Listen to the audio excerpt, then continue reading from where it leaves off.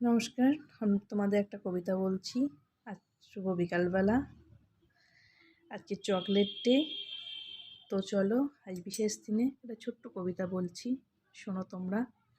কবিতা হচ্ছে happy chocolate day.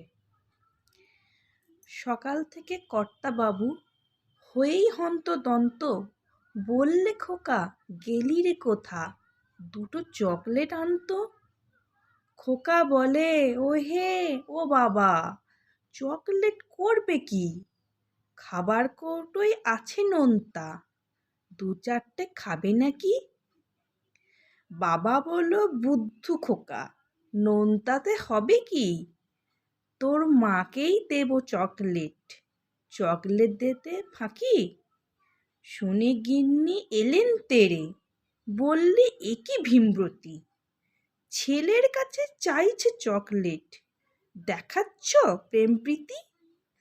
কর্তা বলেন হয়েছে ঘাট, বাকিতে আনছি চকলেট, দিনটা না হয় হোক মধুময়, যদিও একটু লেট।